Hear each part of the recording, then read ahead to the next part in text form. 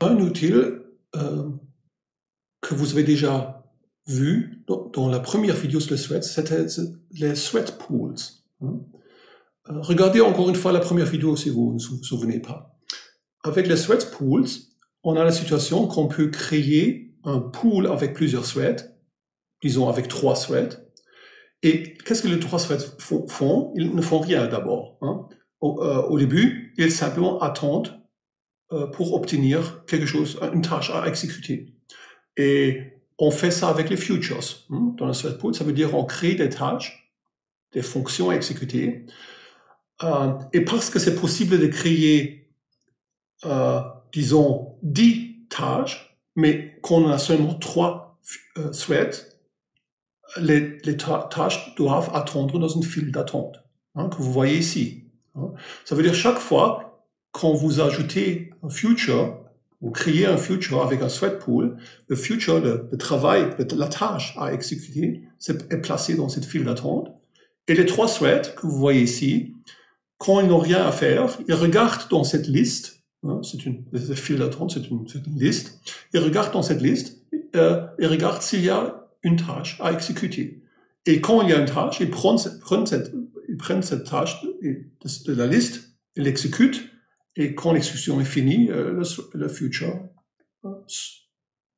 est terminé. Okay? Et le thread regarde encore une fois dans la liste pour voir s'il y a d'autres choses à faire. C'est assez facile à implémenter. Vous pouvez vraiment regarder dans le code de thread pools, dans la bibliothèque de Java, et vous pouvez voir que ce n'est pas super compliqué.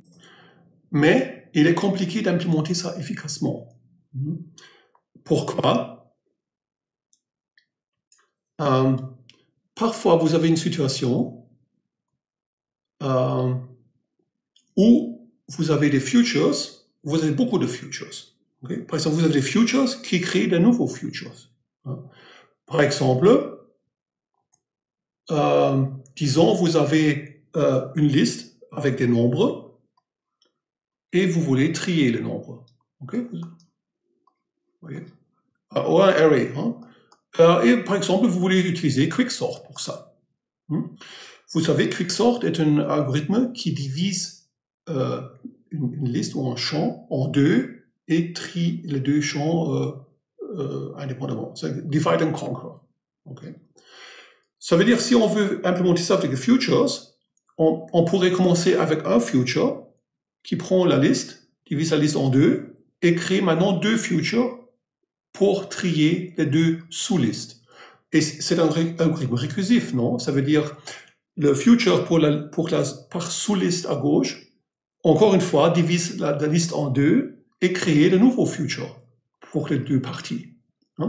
Ça veut dire à la fin, vous pouvez avoir beaucoup de futures pour trier avec un thread pool une liste avec Quicksort. Pourquoi ce n'est pas idéal? Parce que vous voyez comment les thread pools sont implémentés. Cette liste ici. Cette liste est une structure de données partagée par tous les threads. Et vous savez ce qu'on doit faire si on a des données partagées avec plusieurs threads. On doit utiliser des synchronized.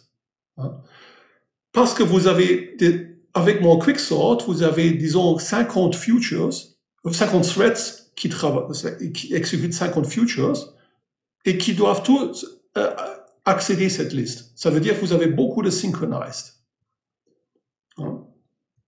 Et ça veut dire que vous perdez beaucoup de temps simplement parce que les threads doivent attendre pour accéder à cette liste parce qu'un autre thread veut aussi accéder à cette liste en parallèle.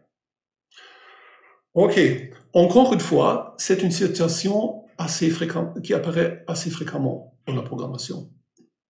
Et vous pouvez résoudre cette situation avec d'autres structures de données, avec le wait, notify, etc., ou vous pouvez simplement utiliser la classe fork join pool. Fork join pool, la différence avec le thread pool, c'est que vous avez encore une fois une file d'attente centrale qui contient les tâches à exécuter, les futures que vous voulez exécuter. Mais en plus, chaque thread a aussi une file d'attente. OK?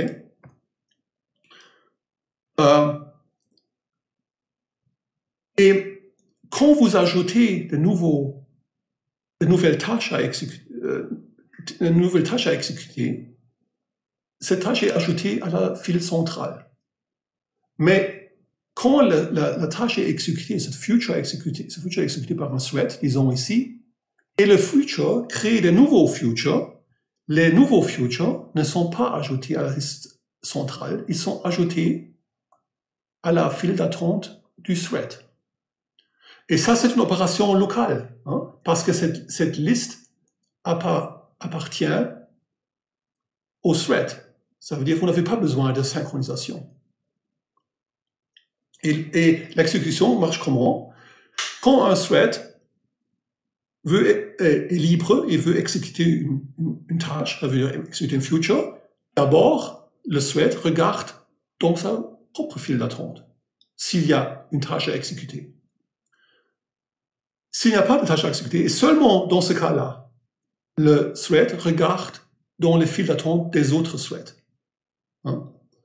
Par exemple, le deuxième thread, vous voyez ici, est en train d'exécuter une tâche déjà, mais il y a aussi une tâche qui attend dans la file.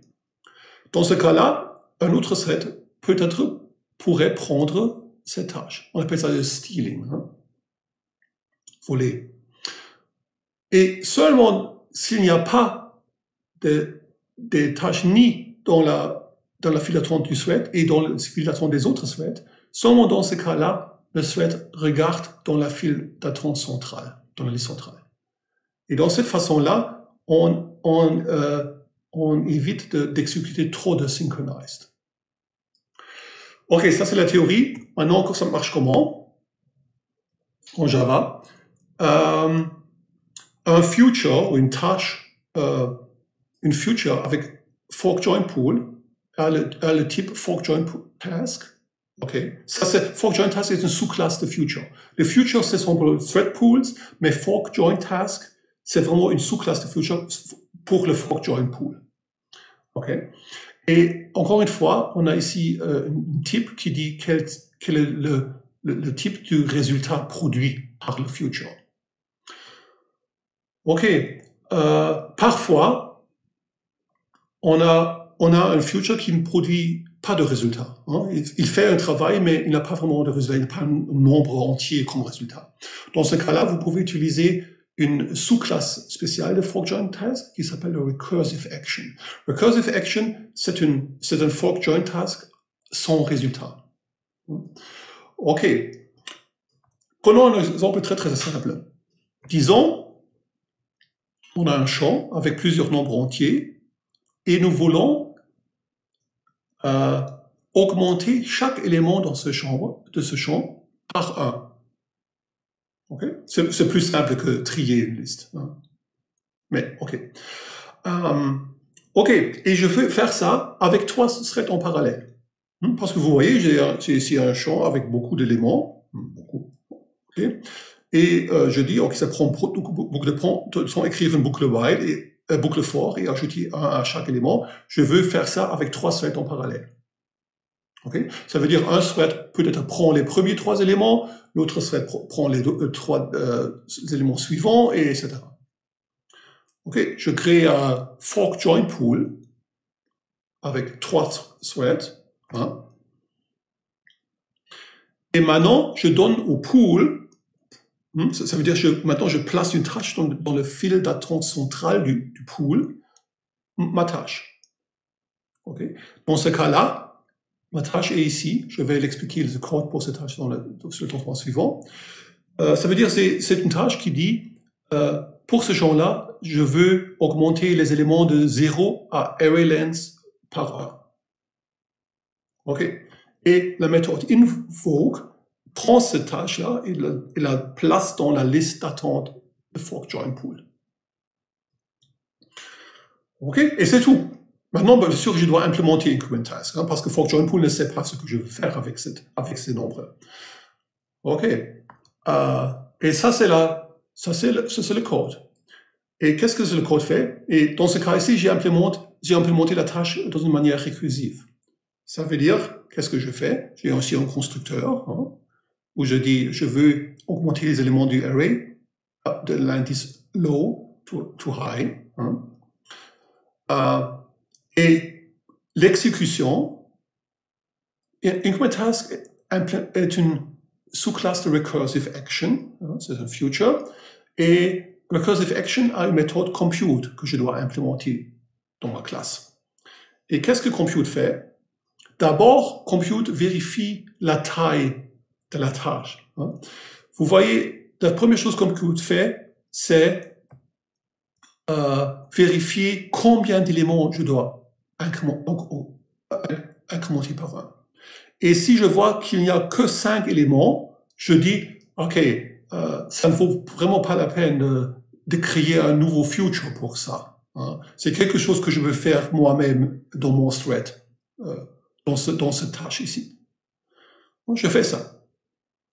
Mais quand je vois qu'il y a trop de nombres, c'est relatif, mais quand il y a plus que 5 éléments à incrémenter, je divise le champ en deux et je donne la partie gauche, je donne un nouveau future, je crée une nouvelle tâche et la partie droite, hein, je crée aussi une nouvelle tâche et je donne les deux tâches à mon pool, fork join pool. Et ça, il y a une méthode invoke all. OK? Ça veut dire, et qu'est-ce que invoke all fait? Il prend ces deux tâches, il les place dans le fil d'attente de votre fork join pool et attend jusqu'à l'exécution est terminée pour les deux tâches. Ça veut dire, ça marche comment? Ici, c'est mon champ avec les éléments. Je commence, regardez encore une fois, attendez. Je commence ici, avec une tâche. Hein? Voilà. C'est une tâche. La tâche exécute la méthode code, voit qu'il y a trop d'éléments pour cette tâche et divise le champ en deux et crée deux nouvelles tâches. Une pour la partie gauche, une partie droite. Et récursivement. Okay? C'est encore une fois divisé et ça continue. Jusqu'à il y a une tâche avec seulement 5 nombres. Et dans ce cas-là, c'est les if ici, je me dis, OK, je ne crée pas une nouvelle tâche pour ça, je peux faire ça assez rapidement moi-même. OK, c'est tout.